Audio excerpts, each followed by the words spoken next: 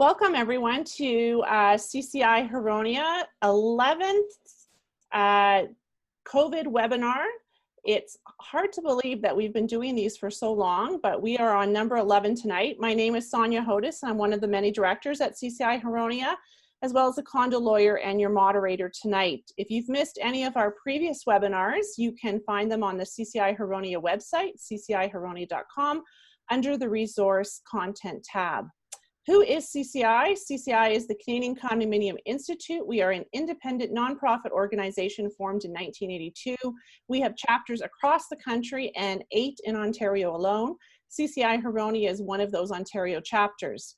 CCI's main objective is education. However, CCI also advocates for condos. We represent all those involved in condos, from owners to directors to professionals, and we encourage all these stakeholders to work together. If you want to experience the benefits of membership of CCI and you're not currently a member, check out one of your local chapters and consider joining today. Debbie will be putting some information in the chat box on how you can find out where your local chapter is. Or if you're listening on the phone, just go to cci.ca, which is our national website, to find a chapter near you. In addition, CCI National has collated a bunch of resources on COVID-19, and if you haven't checked out the resource the resource center tab on the national website, cci.ca, it's a good place to go and look for some resources dealing with COVID and other condo issues. In addition, the national webinar, which was hosted on May 7th, is also available on the resource center. And please don't forget to follow CCI Huronia on Facebook and make sure you like us. That's where you can get information about our upcoming events as well as our website. And if you're not on our email blast list, be sure when you register for your next webinar to indicate that you want to get on our email list. So it's been 2 weeks since we had our last webinar, and a lot has gone on in the province of Ontario, especially in relation to COVID. We have the government extending the declaration of emergency to the end of June. Just last night or yesterday afternoon, we heard that the restrictions with respect to gatherings has been increased to 10 as of Friday. Also, one of the big topics that we're going to talk about tonight is the lifting of restrictions on short-term rentals, and that went into effect as of June 5th. Most of the emergency orders that were in place till today have been extended to June 19th, and Debbie's going to put a link on the chat box where you can find out more information about those specific orders. In addition, limitation periods and time periods have now been extended to September 11th. And the government announced that they are going to be banning commercial evictions starting June 3rd until the end of August. In some parts of Ontario, we are now going to be entering stage 2 as of Friday. And there is a list of businesses and services that are now going to be allowed to open under stage 2. One of the things that will be of interest to a lot of you if you've been listening to our webinars is the opening of recreational water facilities such as outdoor splash pads, wading pools, and swimming pools. And so if you want to get more information about what is opening under stage 2 and what areas of the province are going to be moving into stage 2, again, there'll be a link in the chat box that Debbie's going to put up. To note that Simcoe Muskoka, which is where Huronia is based, will be part of the phase 2 opening starting on Friday. However, if you're in Durham Region, York, Toronto, Peel, Halton, Hamilton, Niagara, Windsor, Essex, Lambton, and Haldimand, Norfolk, those regions are not going to be opening into phase 2 as of Friday. They will have to wait for an announcement from the government as to when they will be moving into phase 2. So things are getting even more complicated in Ontario as we move forward. So more than ever, don't forget to join us on our next webinar, which will be June 23rd at 7 p.m. to get the latest updates on what's happening. Also, just a reminder, if you haven't registered for our Lunch and Learn webinar tomorrow, which is going to be talking about electronic meetings and voting bylaws, there's still space available. The webinar goes from 12 to 1:30, and you can register on our website, ccihuronia.com.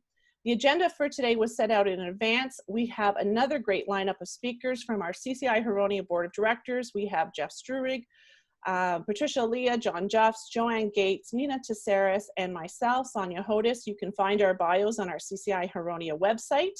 If you click under the About CCI tab and click on the Board of Directors. And we have two guests with us tonight.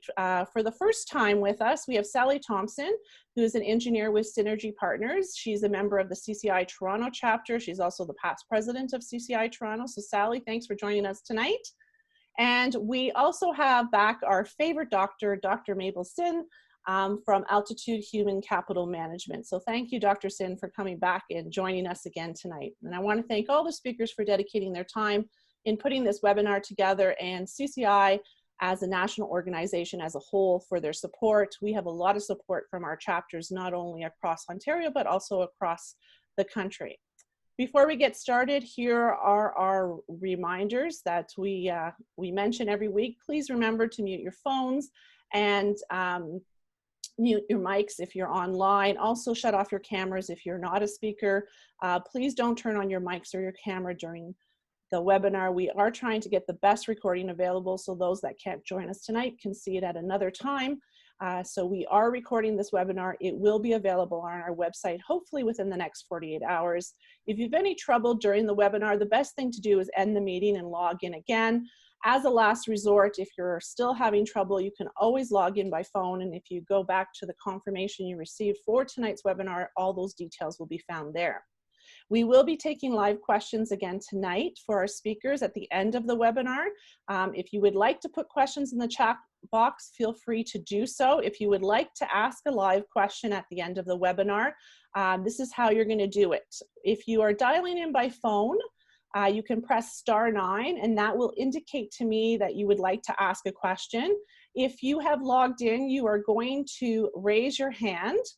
And the way to do that is clicking on the Participants tab and then press Raise Hand function. And that will indicate to me that you have a question. I'll unmute you and then you can ask your question. Please don't try to unmute yourself. Just let me unmute you and then you'll have an opportunity to ask your question. If you decide that you don't want to ask your question, then just lower your hand and I won't unmute you. And finally, our disclaimer, don't forget that the webinar is providing you with general information and is not providing you with information specific to your fact situation. So it's very important that you contact your professionals to get professional advice about your specific fact situation. And if you are a director and want to use the protection of Section 37 of the Condominium Act, you definitely need to get an opinion about your specific fact situation from your professionals. This webinar is not intended to provide you with those type of opinions that would protect you under Section 37. In addition, if you are watching this webinar at a later date, the information provided in this webinar is current as of June 9th. And as things are changing rapidly, the information provided today may not be relevant at a future date. So please be sure to check that out with your professionals before you act on any of the information. Also, if you're watching this webinar and you're not in Ontario, all references to legislation are references to Ontario legislation, and references to the Condo Act are references to the Condominium Act in Ontario. So let's get started with our first speaker, who is Dr. Mabel Sin. And if you've been on any of our webinars before, you have seen her time and time again, and she so graciously has come back to see us again tonight and to talk to us about reopening anxiety and how to deal with it. We are starting to see things opening, and I don't know how the rest of you feel, but I'm getting some anxiety about how we're going to deal with this and how to deal with this new normal. So Dr. Sin, can you give us some help in terms of how do we deal with this anxiety? Absolutely, Sonia. So we all need a sense of control. And when we're facing uncertainties, it is natural for us to feel a great deal of anxiety. So what we fear is actually the anxiety. So we are now living in a pandemic, and I'm not referring to the pandemic of the COVID. I'm referring to the pandemic of fear. So many people now are at a state where they are afraid of even living their normal lives. And this fear can be more dangerous than the virus itself. You'll see tons of news reports about how people make irrational decisions and cause harm to themselves based on this fear.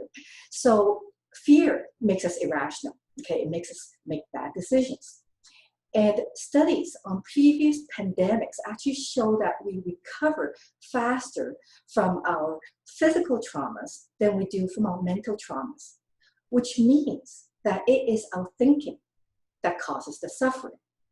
So here are the top 10 strategies for crushing reopening anxieties.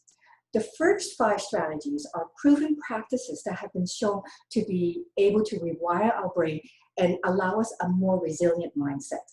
And the next 5 strategies are things that you can do immediately whenever you are facing a negative emotion or a negative thought. So here is the top 10 countdown. Strategy number 10, sleep. Getting enough sleep helps you make better decisions, and it also lowers your anxiety. And as a side benefit, having enough sleep also helps us control our weight better. Now, it was Bill Clinton that said, the biggest mistake I've made in my life are made when I was too tired. So I'll let you decide which mistakes these are that he's referring to. Strategy number 9, practice what I call the 3 pillars of optimal health. So this is exercise, mindfulness, and social connection. Strategy number 8, practice self-compassion. So that also means forgiveness, okay, being kind to yourself. Number 7, practice awe. So awe is that sense of wonderment that you feel when you see something beautiful, whether it's a sunset or the chirping of the birds. Practicing awe has been shown to increase the positive pathways in our brain and make us happier. So notice the beauty that's right under our noses. Number 6, practice the 3 good things exercise. So this is a very simple exercise. You just have to do it for 1 week, and it only takes you 5 minutes a day for 1 week. And what you do is every day, you take 5 minutes to write down 3 good things that happen. And it doesn't have to be anything big. And then you reflect on it and you write down why it happened. So for example, today I can write down that I connected with my mom. I called my mom and I found that she was doing great, she was doing fine. And then I could also write down why this was a good thing. The nice thing about this exercise is that in addition to increasing our happiness, decreasing our anxiety, it's been found that even 6 months after people stop doing this exercise, they're still reaping the benefits. And then number 5, there is a mindfulness technique called RAIN, R-A-I-N. And this is a technique for dealing with difficult emotions. So R stands for recognize. So recognizing these negative emotions. A is for accept or allow. So you allow and you accept these emotions. Don't push them away. I stands for investigate. So really explore the emotion. Notice how it feels in the body. Notice the thoughts that come with these emotions. And then N stands for nurture, which means you embrace these emotions. Tell yourself it's okay to feel that. Okay, it's part of being human. Number 4, diffuse negative thoughts. So that's not pushing away negative thoughts, it's not avoiding it, it's diffusing it. And one way to diffuse negative thought is by taking a third-person narrative. So for example, let's say I'm having a negative thought that my daughter is ignoring me, and so maybe it means that she doesn't like me, or maybe it means that I'm a bad mother. So what I can do is I can say, oh, Mabel is having this thought that her daughter is not talking to her, so Mabel thinks that it means that she's a bad mother. So by doing this, you allow yourself a distance between your thoughts and yourself so that you don't identify yourself with the thoughts. Number 3, reframing. So, or taking things in a different perspective. So here's a story to illustrate this technique. There's 2 salesmen for air conditioning company, and they were sent to Antarctica. First salesman emails back to his boss and says, this is hopeless. Nobody in Antarctica is going to want to buy an air conditioner. Second salesman emails back to his boss and says, great news. Nobody in Antarctica has an air conditioner. Strategy number 2, hand over heart. So you take your palm. Whenever you're feeling anxious or you're feeling upset about something, you put your palm on your heart. Skin over skin is best, but if you're in a place where it's inappropriate to do that, you can put it over your shirt. This actually activates our parasympathetic system, which in turn tells our body to reduce our heart rate, reduce our blood pressure. So it's similar to how when you give a child a hug because he's upset and you're hugging him and he calms down. And then finally, number 1, breathe. Now, there are a number of breath techniques that will help reduce our anxiety. And one of the breath techniques is allowing your exhalation to be twice as long as your inhalation. So for example, you would inhale for a count of 4 and exhale for a count of 8. So if you can indulge me, I'd like to go through this practice with all of you. Okay, so if you're ready, I'm going to count for you. And breathe in, 2, 3, 4, pause, pause. Breathe out, 2, 3, 4, 5, 6, 7, 8. In, 2, 3, 4. Pause, pause. Exhale, 2, 3, 4, 5, 6, 7, 8. So depending on how anxious you are, you may need to go through 5 to 7 cycles of this before you notice yourself feeling calmer, or do it for as long as it takes. Now, one of our quirks of being human is our tendency to see adversity for far worse than what it actually is. And we behave based on these beliefs. Life is full of risks.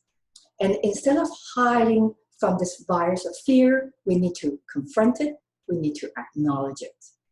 By applying these top 10 strategies, you can increase your ability to turn adversity into an opportunity for growth and come out more resilient.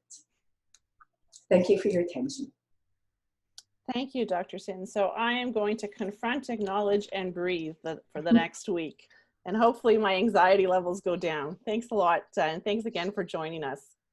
All right, so we're moving on to our next speaker, who is Sally Thompson. She's the managing principal with Synergy Partners, and she's an engineer, and she is going to talk to us about what's happening with construction during this reopening period, and what does it really look like on the ground. So Sally? Take it away. Well, there's very little calm breathing going on construction sites right now, would be my guess. I think when the government said, let's reopen construction, I think they were visualizing an open field with a building being built and no one but the contractor on site. Versus, as you all know, in condo, obviously our reality is different from that. We have fully occupied buildings where everybody's at home, and we have contractors trying to re-roof or fix parking garages. So it's a little bit of a different gig, and it creates some interesting situations. So I'll try and touch some of those. In terms of an overview, I remember back to March when this all sort of stopped, when we all stopped, and it was going to be a very busy construction year. And so now we add on to this 2-month delay the fact that when the contractors are out now working, they have to practice physical distancing, which means effectively fewer people in any given work area. And they have to wear more PPE. So they're being slowed down, like encumbered by the equipment. So we have a bit of a nasty situation, which is basically we've lost 2 months of our very short construction season. We have work taking longer than it would ordinarily. And as you know, in Canada, winter is coming, right? And so that means that everything that was planned this year is not going to get finished this year. So obviously contractors and engineers are going to be working together to prioritize projects And I think from the perspective of the condos, what we need is for people to realize that the priority is not necessarily within your condo, but it may be amongst buildings. So you may have a project that feels like a priority to you, but if there's other buildings that have greater need, let's say a roof that's leaking, something like that, then they're probably going to get the attention before you. And so far, everybody's been pretty flexible and kind of cooperative about that. So I hope that continues. In terms of project cost, we're not yet seeing contractors ask for big extras related to the inconveniences created by the slowdown. That may change as they see the impact on the productivity that the changes that they're required to make to their work practices kind of flow through the work. But right now I get the sense that everybody's just happy to be back working and getting their guys employed again. So that's good. We'll see how that plays out. Same on the supply chain side in terms of materials availability. We haven't seen any supply chain problems yet. That may have been because the materials were already in stock, ready to roll in March, and we may still see a problem depending on, you know, global shipping and that sort of thing. So we'll have to keep an eye on that going forward. But right now, everything seems to be ticking along. I think in terms of the particular site work, one of the biggest challenges right now is, quite frankly, coordinating COVID-19 policies. Most of the contractors will have a policy which the engineer will get a copy of and share with the corporation. The corporation may have a policy, the engineering firm may have a policy, and somehow we have to mesh those policies together and not be tripping over each other. You know, who's measuring temperatures, who's contact tracing, who's making the rules about PPE to be worn on the sites. The important thing is just that startup to get everybody on the same page so there's no finger pointing or upset feelings, I guess. Now, in terms of doing construction work in occupied buildings, the number one issue I think going forward is going to be noise. For example, I suspect none of you would enjoy it right now if a jackhammer suddenly started up in the basement of my house, but that's basically what we're saying to the people who are staying home in condos, is that any moment while you're on your webinar at work, we may make a lot of construction noise. So far, no problems, but we're really only a couple of weeks in. So I expect that some buildings are going to have to deal with some pretty serious noise challenges. On the positive side, I see, you know, construction's a bit of a dinosaur, but in this situation, the pandemic is certainly forcing some evolution and some innovation. My favorite is the guys who provide concrete. They show up in a truck and normally we have a paper ticket. Well, they've evolved to a QR code on a tablet, but unfortunately the tablets that they bought aren't bright enough to see in the sunlight yet. So, you know, so we're getting there, but it's going to take a few steps. I do think that the Zoom meetings, you know, when we're having Zoom meetings or Teams meetings, video meetings with the clients, I'm actually finding those much more effective than the in-person meetings because we can so easily share graphics, photos and sketches. So that's a positive that hopefully we can take forward with us as we keep moving. Obviously, the big challenge going forward on construction is if there's a second wave of the virus and we have another shutdown. The first shutdown from a construction perspective was conveniently placed at the beginning of March. You know, not many projects had started. If we have another shutdown in August or September when projects are well underway, it's going to be much more difficult to close down the projects and keep the buildings safe and secure, especially if it extends into the winter. So everybody's kind of got to be always on the alert for signs that we're going to hit a problem going forward. And my last 30 seconds, which I should have roughly, I wanted to just touch a little bit on reserve fund studies because you know, that's kind of my thing. And so I always have to talk about it. Anyways, what I'm seeing out there a little bit is condos asking for reductions to their reserve contribution to offset the costs related to COVID-19.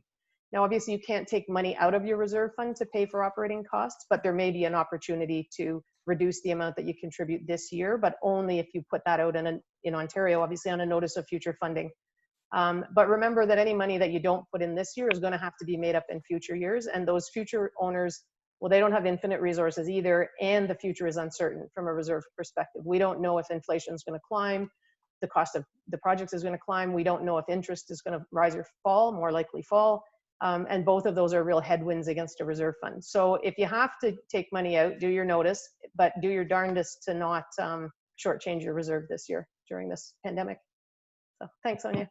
Thank you, Sally. You're always punctual and on time. I love it. Thank you so much. And thanks for joining us tonight. It's been great that you've been able to come out and spend some time with us. And I think Sally's going to hang around if you have any questions for Sally at the end. She's definitely knowledgeable and I'm sure would be more than happy to answer them.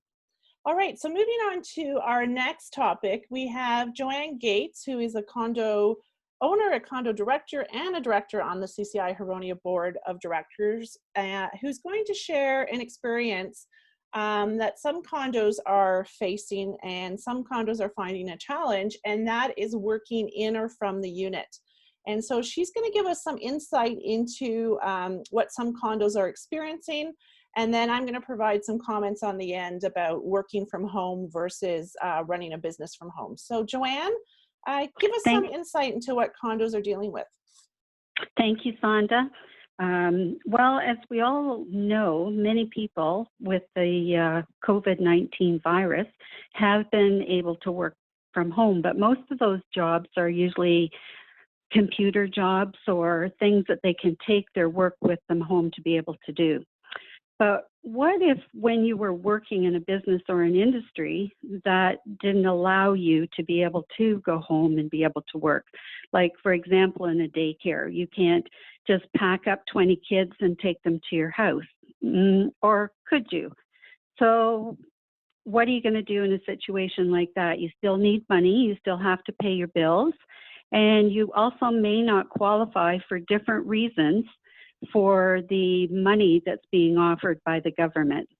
So one thing you could consider is how that this COVID-19 is going to impact you with paying your bills.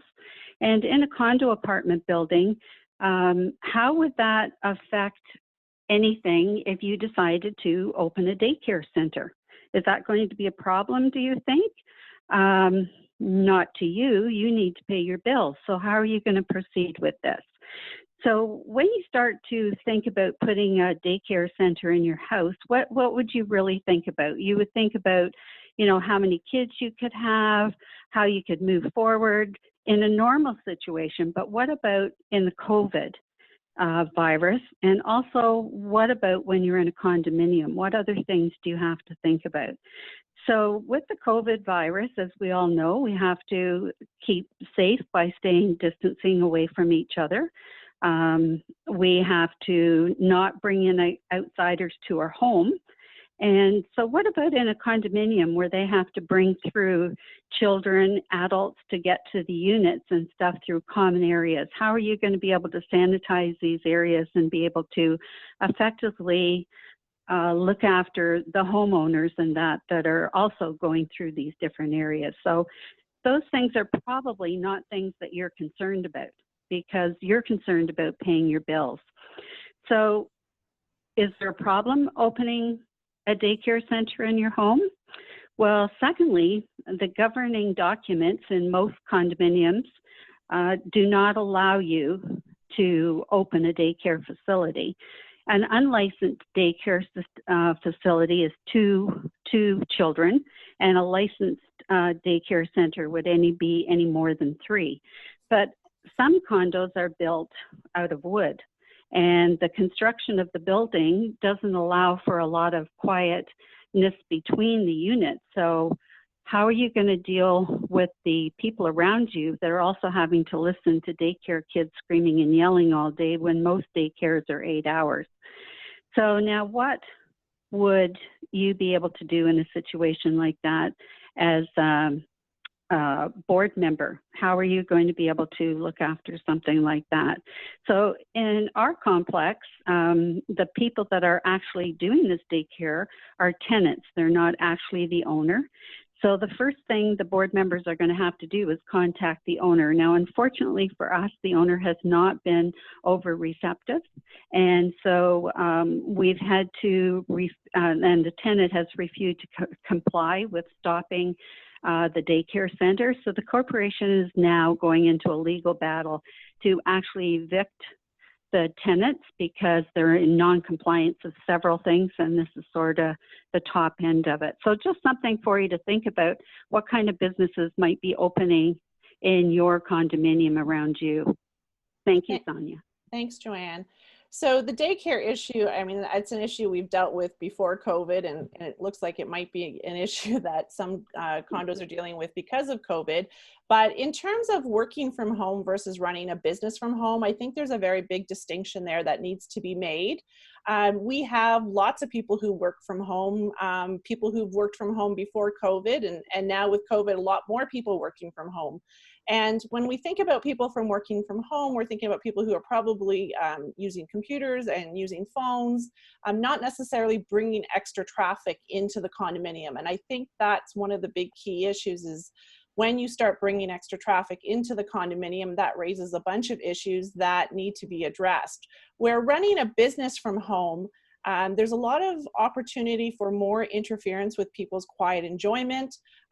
There's the possibility of increased liability because you're bringing people onto the common elements. And so if you're in a situation where you're getting complaints about someone working from home, or someone running a business from home, the things you need to take a look at are your governing documents that Joanne mentioned. So you need to take a look at your declaration. A lot of declarations will have provisions that say units are only supposed to be used for single family occupancy and for no other purpose. Some declarations have very specific prohibitions on running a business or running certain types of businesses from your units. Some declarations allow businesses to be run from your units within restrictions. So there's not sort of a one answer fits all situation. You have to take a look at your declaration, take a look at your rules to see what they say and what's permitted in terms of the occupation and use of units as your starting point. Then the other thing you need to take a look at are the municipal bylaws, because not all municipalities allow businesses to be run from a residence. So that's another area that you can look at, especially if your governing documents don't restrict home businesses. And then finally, you also have Section 117 of the Act. And so if the activities are likely to cause damage to property or injury to persons, that might be another way for you to be able to address the problem. So I think, you know, we do need to be a bit tolerant in terms of the fact that people are home for longer periods of time during the day. There is going to be more noise, and somebody working from home may have a bit more traffic than normal, but I think there is definitely a big difference between working from home and running a business from home. And so look at your governing documents, look at the municipal bylaws, and look to see what type of complaints you're getting and whether Section 117 or even your provisions with respect to interference with use and enjoyment can come into play. And you may be able to do something, get some legal advice, and hopefully everybody can be a little bit more patient with each other and respectful of others within their community, and this won't become a big issue, but if it is, there are some things that you can look at. All right, thanks Joanne for joining me in that session and sharing the experiences that you've been having in your condo. Thanks, Sonia. So tonight, our big topic of discussion is going to be about lifting government restrictions and what is the new path to the new normal for short-term rentals and social gatherings. And, you know, we've said it from week to week that things change so fast during COVID. When we planned this webinar, short-term rentals were still banned. And so we were looking at this topic from the perspective of how do we be proactive in terms of getting ready for when the restrictions are lifted. And lo and behold, just before the webinar, the restrictions get lifted, and now we're in a situation where actually short-term rentals are no longer banned. So tonight we've got 4 of our directors who are going to have a discussion. We're going to start off with short-term rentals, and we've got Patricia Leah, Jeff Struing, Mina Tesseris, and John Jeffs. And who's going to start us off on this conversation of what is the path to the new normal when it comes to short-term rentals? I'm happy to start us off if you guys are all going to sit back. All right, John, you've got the Go ahead, floor. John. So I tend to be a proponent of short-term rentals being a good thing for condominiums, with 2 minor exceptions. One is in some buildings there's an increased wear and tear on the common elements, which adversely affects some of the major repair and replacement costs. To Sally's point, you might want to think about that in your reserve fund plan. And secondly, some of the platforms that are short-term rentals actually engage in a revenue sharing scheme with their renters. And so condominiums can benefit from the revenue share.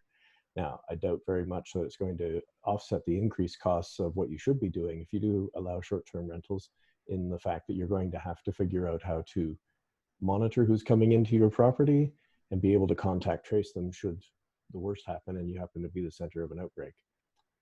But those are really the two big things, I think, as far as short-term rentals go. But I'm sure we're going to hear from the others about why it isn't. Who do I pass it off to, Jeff or Mina? Sure. Or Patricia? From the property management side, short-term rentals tend to lead to far more traffic in and out of common areas, especially in buildings that have shared lobbies or entries, amenities that guests typically like to enjoy as part of their rental, and is often an attraction to someone looking for short-term accommodation. Up here in Huronia, there are many condominiums that have small amenities and small common areas, but don't necessarily have staff. So when it comes to sanitizing these areas and monitoring for physical distancing and gatherings and so forth, now they're faced with having to hire staff or extend closure of some of these amenities because it's not cost effective to have them open. Are you passing off to Mina? Yeah, Sure. the short-term accommodation issue is twofold, really, and I think it really does depend on the type of condominium that you are. If you're a high-rise condo, you're going to have more traffic you're going to have areas that are used to access units that are going to be subject to a lot more traffic, and so you have issues there that you need to address in terms of controlling, congregating within those common areas. You probably don't want that. You also have issues of cleaning and disinfecting that you don't have in a townhouse style condominium, where egress to and from the unit are through a dedicated access. So you need to identify which of those two categories you fall in, and then recognize that the risks in a townhouse scenario or in a single family type of situation where you've got separate buildings, the risks there are a little bit different. You can't really control what goes on inside of the unit, of course, but you need to focus on what's happening in the access areas to the unit. I'm a proponent of opening up the short-term accommodations. I do believe that there's an elevated level of care that has to take place from the condos perspective when you're in a situation of use of shared amenities. And it does put the condo in a situation where they need to exercise a lot more attention. There's additional resources that have to get dedicated to that. And it's just going to be a fact of life, I think. Yeah, so I'll jump in here. I think the question today in an article on the CBC was, are you good to go, or is it a Pandora's box? So in creating the new normal, I've adopted Clint Eastwood's position, which is adapt, improvise, and overcome. The city of Toronto, for example, didn't issue any fines for violations of bans after receiving nearly 180 complaints. And this is a lesson for all of us. There's no point in having laws if you can't enforce them, or you won't enforce them. So for condos as a fourth level of government, we have to be realistic. We can't implement fines. We can implement compliance letters, enforce rules and bylaws, but that means you have to have all these things in place. And therefore we need to set the stage with intelligent protocols and manage expectations. As of Friday, the ban was lifted, and the reason why is that many people rely on the rental of these properties to supplement their income. So we're getting back to the economics. So we need to be thoughtful, and to build on the other comments, I think we need to think about certain things that are signs to all communities. Airbnb, for example, has rolled out cleaning protocols. Corporations can manage risk by passing the risk back to the condos in terms of requiring people who are owning short-term rental units to ensure that these protocols are followed. I was looking at the Airbnb protocols, and they are quite significant. They do have recommendations on how to clean and how to keep the unit empty for 24-hour periods between the cleanings as well. But what I find interesting is that Airbnb did not specify how to keep the common elements clean. So whose job is that? Who pays for that? Should there be rules with respect to managing these costs? And should there be pandemic-related rules and protocols? And the question which will come on the financial side is, why are these business costs being downloaded to the condominium, and can they be recouped? So the realities of today, as we've talked about, there are more people on the common elements as a result of these changes. And the question will be, who are tracking the Airbnb guests, tracking of symptoms for COVID-19? For example, who is taking the guest's temperature when they arrive? Is that relevant? It depends on the design of the condo. Who's administering the questionnaire about where you've been, and who's holding that data, and does it need to be shared? Who is turning away the guests that don't meet the standards? And so that has to be where the intersection is. The condo sets thresholds, and then there's the administration, because it can't be property management, because the owners of the Airbnbs don't pay for that service separately. So in terms of managing the new normal, we have to implement the protocols in a sequential order. They have to be logically and consistently applied. And then we have to also think about other areas that impact that. So the City of Toronto today also reminded everybody that their municipal bylaws around short-term rentals still apply. So wherever you are in the province, you will have to look at the municipal bylaws on short-term rentals and ensure that you're still complying with that. So as we open up, we're having to implement different protocols into existing structures. And it won't mean that, just because it's open, there are no other rules to comply with. So I think it's about structuring and design and consistent application, but thinking through the risks. I think too, if I could just pop back in on short-term rentals, much of the CCI Huronia condominium universe is townhouse style. And so they do have direct access from the parking lot into the unit and back out again. So a lot of these costs and so on are unlikely to occur unless they happen to be using an indoor pool or an indoor billiards room or something like that, or a common, a common area games building or something like that. So, but it's also important to know that in many cases, if they had always permitted short-term rentals, why would we now not permit them, other than the fear of possibly bringing in a COVID-19 infected person? And if that's the only reason, then we know what all the protocols are for addressing that, both in advance and after. And that's contact tracing and being able to do exactly as you said, Patricia, make sure that somebody is collecting the data on, should you even be traveling, in these times. And so it's a tough one, that's for sure. But I still think we should be leaning more towards how do we get it happening, rather than full stop, don't let it happen. And I would add to that, John, that we should, be prepared. Like, I think that's been our message, right? Is like, make sure you're comfortable as a condo, that you've identified risk and you've transferred the risk appropriately to those people operating Airbnbs. Direct communication with those folks would also help, on the expectations around the protocols to be implemented in suite, and when people are traveling on the common elements, who are the guests of the Airbnb owners, and therefore their responsibility. Something else to be aware of is in certain areas, regions, and it's not just Airbnb, there's many other short-term accommodation providers and individuals conducting private rentals as well. But there are some areas where it can be party central, and you get what looks like to be a family or a professional checking in, and all of a sudden there's 20 people in the unit not practicing physical distancing or gathering size restrictions.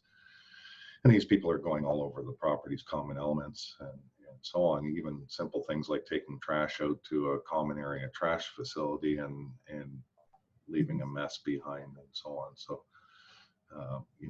perhaps some restrictions, age restrictions don't always do it, but occupancy restriction, if the unit's designed to sleep 4, then the max should be 4 people in that unit. Yeah, that's a good point. Yeah, and I think just to kind of wrap it up on the short-term rentals is also, don't forget that the condo controls the common elements, and just because short-term rentals are open, that doesn't mean you're necessarily opening all your common elements if you're not ready to do so. So condo still controls the common elements, and there's some ability there to manage that risk. As Patricia always says, that's what we do, is manage the risk. And so let's move on to the next topic that we want to talk about in terms of what's the path to the new normal. And that is the issue of social gatherings. And so we've got a poll we're going to launch tonight on what areas of your condo are used during social gatherings. And now that we have a restriction coming in on Friday that allows 10 people, the questions in relation to what areas of your condo would allow social gatherings of more than 10 people. So I'm going to launch the poll, just give everybody a couple minutes to answer the questions, and then we'll see the results, and then we'll see what our panel has to say about it.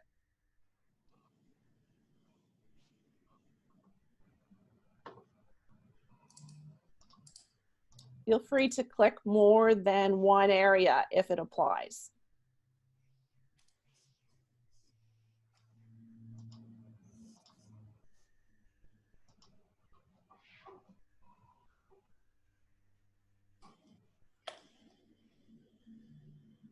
You need that background music from one of those TV shows. Do. John, you could be our background. I can be the music. do guy. All right, we've almost got 60 people answering the questions. So I'm going to give everybody another 10 seconds, and then I'm going to end the poll.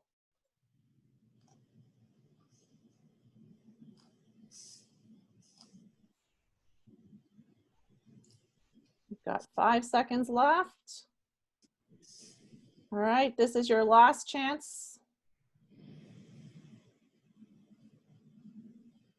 All right, so I'm going to share the results so that everyone can see them. So it looks like the areas that have the most potential for social gatherings of more than 10 people are outdoor sitting areas, followed by the pool, and then outdoor barbecue and lobbies. Boat slips are at the very bottom, along with laundry rooms. And then in the middle, we've got the gym and mail rooms. And the community party room is at 84%. Oh, sorry, yeah, that was our top one, the community party room. So let's go back to our panel. And what do you guys see as the path to the new normal as we start to see an increase in the amount of people that can gather socially, and how that's going to sort of play out in the condominium setting? Who's going to start us off on this discussion? Why don't I start this one? All right, Mina. Yeah, I see this as being a much more challenging thing to control than the short-term accommodations in terms of intensity of use. We're definitely going to see this, right? Like people are going to want to gather. It's been 3 or 4 months since they've seen their friends or family, and I think the news, as good as it was, that was handed down by the province, is going to give people the impression that it's now okay to gather and to have a social event. Now there's a restriction, of course, of 10 people, but it's inevitable. We're going to see end of COVID parties. And so I think there will be a need to definitely do the contact tracing. Contact tracing is going to be an important part of all of this, and perhaps condos should be thinking about asking their owners to keep a list of the people that they expect to have in attendance at their gathering, so that they can be contacted, of course, in the event that there's some form of an outbreak. And the common areas into a building, we've talked about this already, but if you're a building where you have access through an elevator or through a lobby, you do need to let your owners know that those aren't areas. Avoid congregating in those areas. It's not a place to have a social gathering. You want to limit the amount of time that people spend in those areas.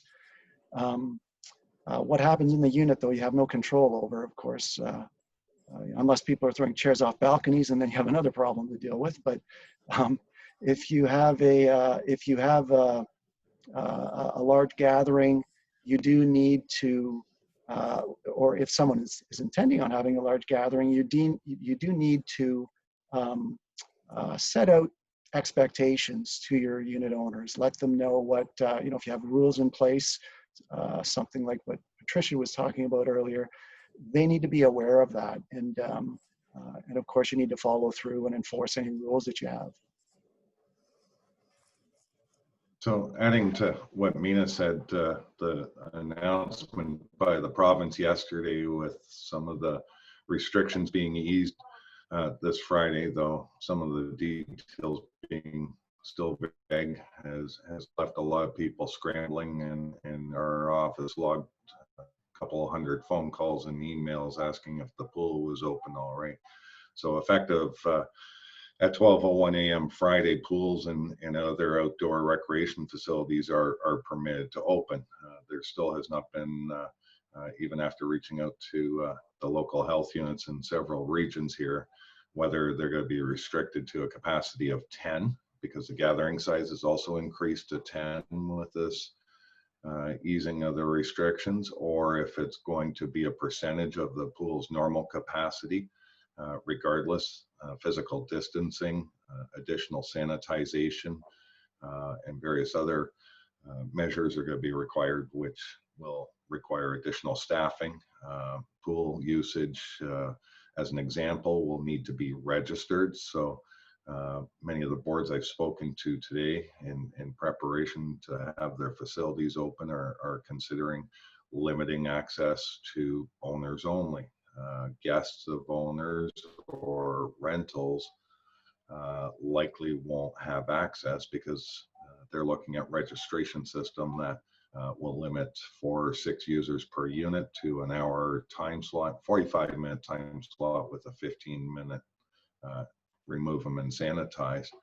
And they can only book 1 per 24-hour period or per day, basically. So it's going to be a lot of administration, but at least having a registry will help with contact tracing, as Mina suggests. Just to add to those points, I mean, the limit of 10 people implies then you have to have 400 square foot rooms in order to accommodate whatever social gathering they want. So it's no surprise then that the party room becomes the room that's probably going to allow more people. But take that in mind. Just even though the room is designed or capable under the Ontario Building Code to accommodate lots of people, it's wise for the condominium corporation to measure that room and say, we don't want any more than one person every 40 so square feet. And so, if you only have a certain number of square feet of floor area that's available, take away the pool table and the various desks, well, that's going to greatly limit. You might find that you can't accommodate 10 people in the space, even if you do space the chairs apart. In which case, it might be wise to just simply keep that area closed and explain why we can't accommodate even 4 people in this area effectively and at a reasonable social distance. But if you do have the space and you do have the ability to do it, again, I think you should, have the policies in place, make sure that you can do the contact tracing and that you can identify who rented the room, and, probably ask a little bit more than the $50 deposit. Probably ask for the $100 or $200 deposit, because you're going to have to clean up after them if you don't feel they've cleaned properly. In fact, you may want to just simply dedicate part of that to cleaning costs. Keep in mind, though, physical distancing requirements for individuals living in the same household are not required. So if you have a family of 5 using a party room, or a family of 8, for example, those physical distancing requirements Yeah, family are 8 no longer. would have to have a 4-bedroom house, right? So I think as well, you know, as we adapt, improvise, and overcome, I think you also have to look at the different types of amenities. Are they outdoor or indoor? Is there also a way, you know, from a legal perspective, I think it's also important to have people, when they're booking the barbecue area, for example, sign an acknowledgement confirming the booking, but also then, you know, letting people know what are reasonable expectations and what you can guarantee and what you can't. I think corporations should also be reasonable about what risks they can effectively manage and what they're not willing to do, and where people are going to take on their own risks. You know, I think when we talked about pools, it's not in the pool itself that's the concern. It's the amenity spaces around it, the handles into the pool, the ladders getting in and out of the pool.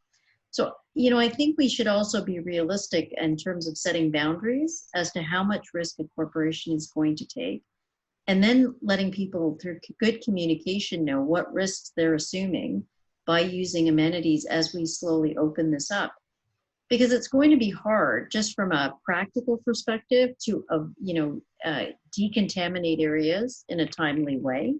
It's going to be costly, and so there's going to be a balance between, if you want to use the area, and you know, what risk you're going to take at taking, let's say, the 6 o'clock booking as opposed to the first booking in the morning, and what are the cleaning protocols in between that have to occur. And if the corporation is willing to do it, like, again, as Sonia had said, you know, if we're not ready, or if we're not willing to open up those amenities, then we don't open up those amenities. Because I think another thing to factor in here is the fact that people are no longer in their units. A lot of people are going back to work. A lot of external opportunities for infection will also exist. So this is another element that needs to be factored in. People coming home from work, you know, is there going to be testing? Are people going to have to report and measure their temperatures before they use amenity areas? Like, I think these are all practical things that we need to think about. And even when you use the barbecue, for example, you know, I would suggest, and that's what we're recommending to our clients, everybody's masked. You know, and we've thought through that protocol and what it looks like, and what the gaps are in between, and what the cleaning stations are available that should be set up in order to use the barbecue. So these are sort of the practical implementation steps, and that's where, when we break it down, boards need to think about what level of risk they can take. You know, we have clients that are willing to open up libraries, but their policies around their libraries are very different now, which is, you know, how are books going to get sanitized? What does that look like in terms of managing it? And obviously nobody's going to stick around in the library.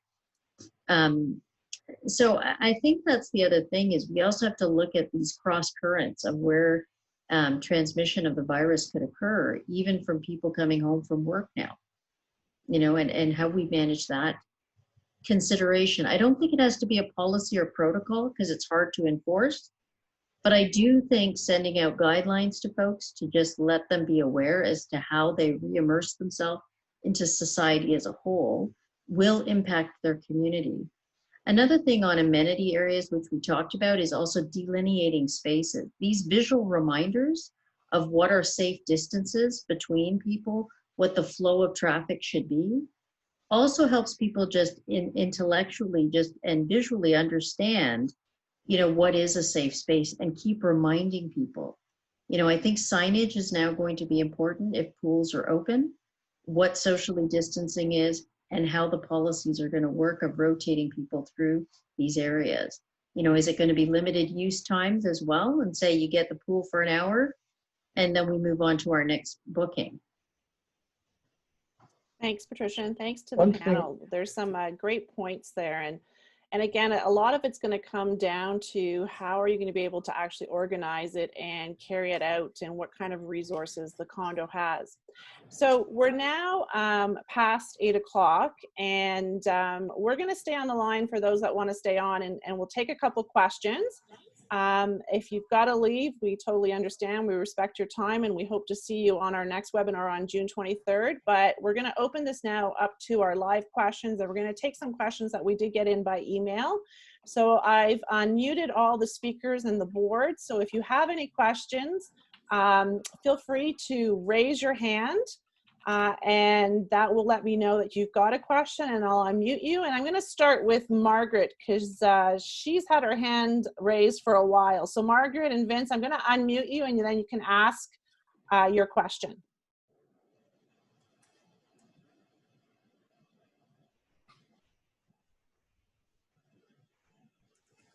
All right, Margaret and Vince. Margaret left us. All right, so I'm going Anxiety to, level there going you up? go. You're unmuted. Do you have a question? Yes, the question is for Dr. Mabel. I want to know what number 9 is of the coping mechanisms, what she meant. Number 9 is hand over heart. Sorry, I'm going backwards. So number 9 is the practice of the 3 pillars, what I call the 3 pillars of optimal health. So when I give other presentations, I talk about things that can build our resilience. So the 3 pillars are mindfulness practice, social connection, and exercise. These are things that we do on a daily basis, which has one of the greatest impact on our health, mentally as well as physically. Thank you. Thank you. Thank you.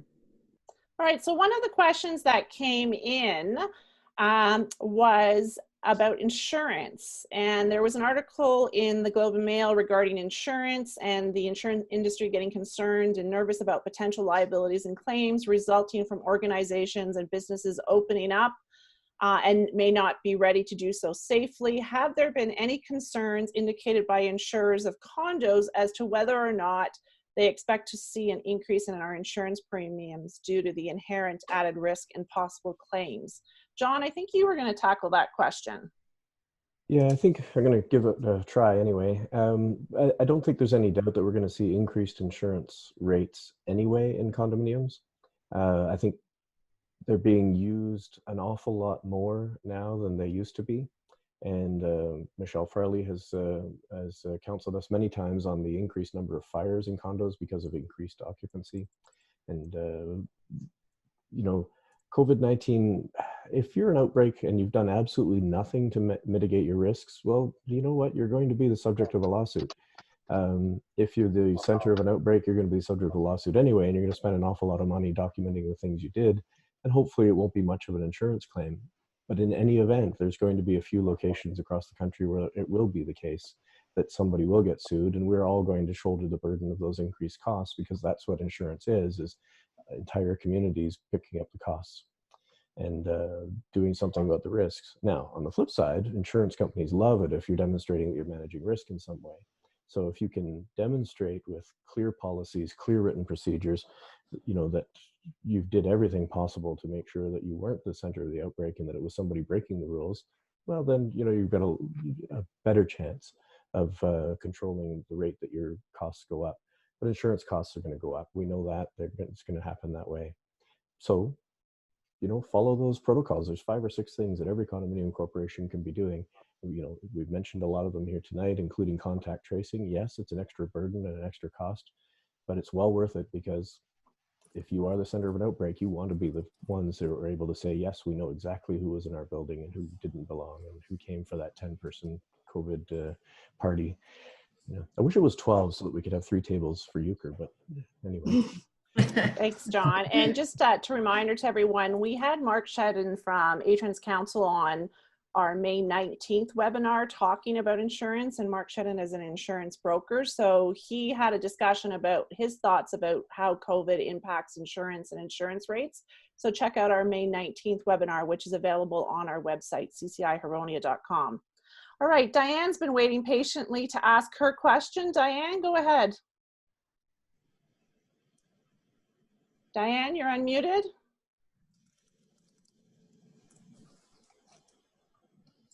Diane, do you have a question?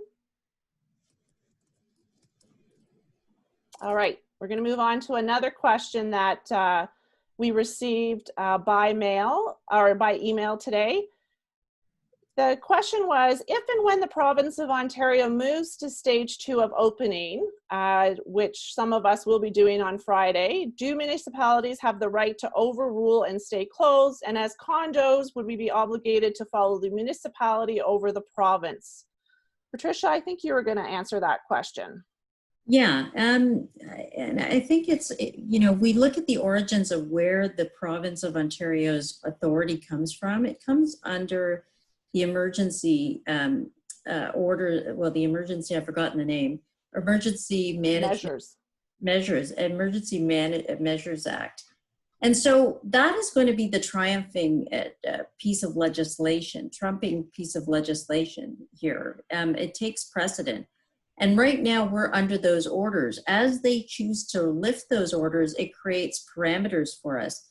But I can't see municipalities, first of all, trying to opt out, because I think they understand how this is staged, and it's staged geographically, it seems, based on the number of cases and the levels of risk, which is why the GTA is excluded from a lot of the secondary opening elements at this time. They're looking for those numbers, I think, to decline. So no, the municipalities do not have the right, in my opinion, to overrule what the province has indicated. But at the same time, the municipalities have been reminding us that their protocols and their bylaws and their parameters around certain things like Airbnb, short-term rental, still are in effect. So you have to comply. It's just where the two would butt up against each other that you'd have to ask council about that issue, and whether or not, and which piece of legislation would trump and why, and whether or not they are directly in conflict.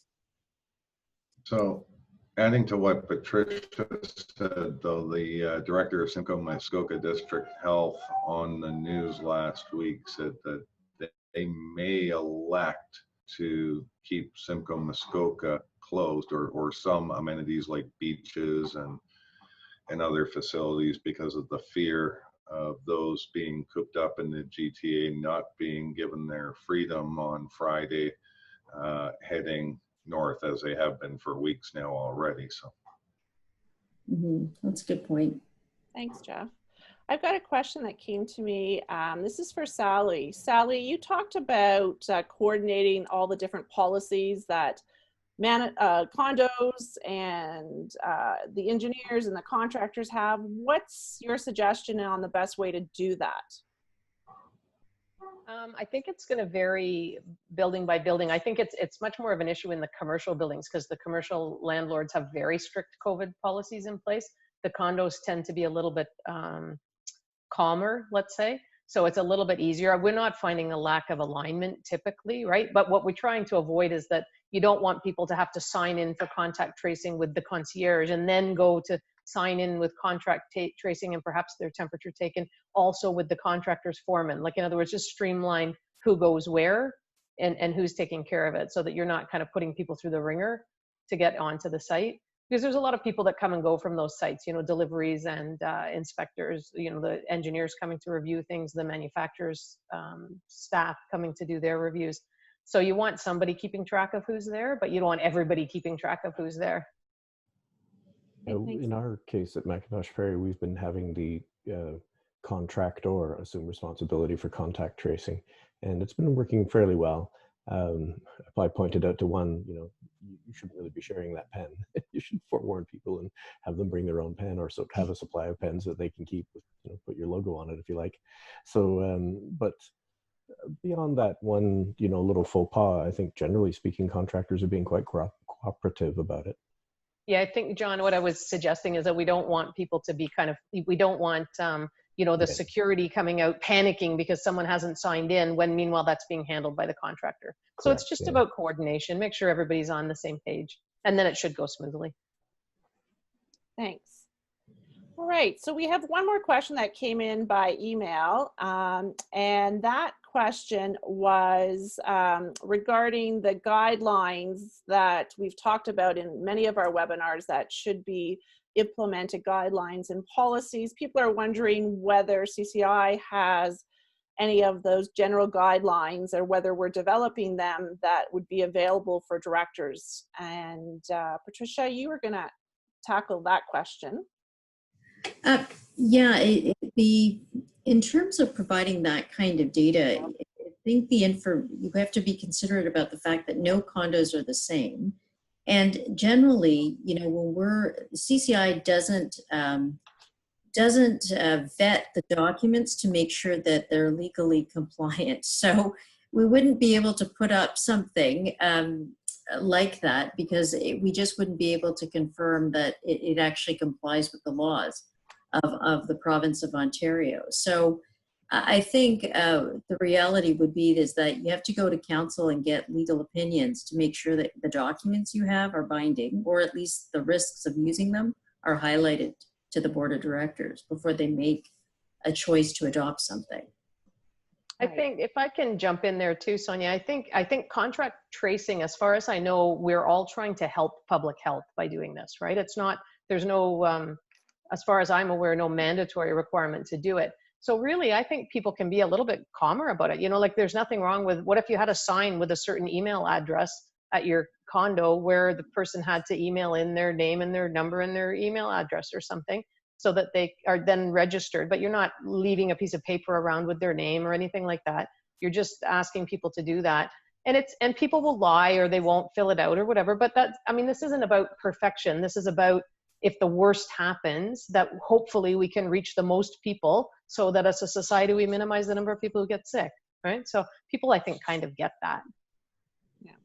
I think, though, in terms of other policies and what Patricia was talking about is that you can't just write a general policy that applies to everybody because you've got to take a look at the governing documents of each condo and make sure that that policy is in sync and that nothing contravenes your governing documents. And so that's why it's hard to just create a general document that we can share with everyone. And that's why people do need to speak to their legal counsel, look at their governing documents to make sure that is all, they're all working together. Mm-hmm. And the other thing I would add to that is that it also depends on how you collect and use the data. Even though we're of the opinion that condos are not bound by PPADA, you know, we will be using third-party suppliers, for example, such as property management companies, to collect the data. And so the thing is, even if it's somehow personal identification information as defined, there will have to be a policy around the collection, use, and disclosure of that data in place. It may be acceptable to use the property management's standard form of policy, but the board would have to also acknowledge that policy and adopt that as the standard for collecting, because it should be limited in its use and its purpose so that people know what their personal data is being used for. And medical or health information would be considered personal. So, you know, I think in terms of examining this issue, I think we do have to ensure that information policies are adhered to and there's a clear purpose. All right, well, thank you, everyone. Sorry to interrupt. Do you want to do the fan coil one again, just quickly? No, I think we're going. I think we're going to stop here. It's 8:15. And Debbie pointed in the chat box that we've already dealt with the fan coil issue in a previous webinar. So check out our webinars. Keep the questions coming in for next week. For our next webinar on June 23rd, we will do another live question, and we'll answer questions that have come in by email. So. We've now come to the end of another great webinar. Thank you to all our speakers for joining us tonight and dedicating your time and sharing your expertise. And I'd like to thank everyone that was on the webinar for joining us tonight. If you have questions that you want answered at our next webinar, you can send them to admin@ccihuronia.com. We will try and reach them at the next webinar. We will also do another live session, so don't be afraid to raise your hands and ask your questions. We've got a bunch of experts here that are willing to try and answer those questions for you. As I indicated at the beginning of the webinar, we are recording tonight's webinar, and the recording will be available on the CCI Huronia website at ccihuronia.com, hopefully within the next 48 hours. So be sure to check out the website, and if you want to take another look at the webinar, feel free to do so. If you know anyone who wasn't here tonight that might be interested in the information in the webinar, please share the location with them and encourage them to go and see the webinar. I know we do cover a lot of information, and sometimes it's hard to take it all in one sitting, so feel free to go back and grab a cup of coffee or some other preferred drink and watch it again. In terms of upcoming events in our chapters across Ontario, don't forget tomorrow CCI Huronia has a lunch and learn from 12 to 1:30. There's still room and time to register. If you go on our website, ccihuronia.com, you can register online. CCI Toronto is doing a webinar on June 19th called Dollars and Cents Condo Budgeting Webinar. Again, that's another lunch and learn. You can go to the ccitoronto.org website to register. CCI Golden Horseshoe is doing a webinar on June 23rd from 12 to 1 p.m. called Cash Flow, How to Not Go Bankrupt.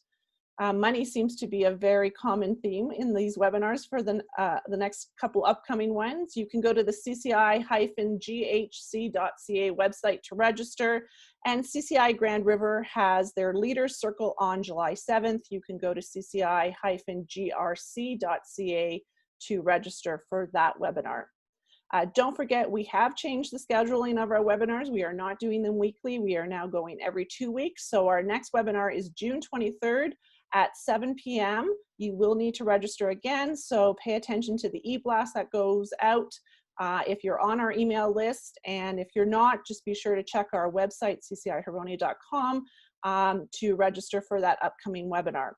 Until next time, I'm Sonia Hodis. I ask you be safe, be patient, be kind, wash your hands, maintain physical distancing. Let's all work together to crush COVID. And from the entire CCI family to your family, wishing you another good week, and we'll see you again on June 23rd. Good night, everyone.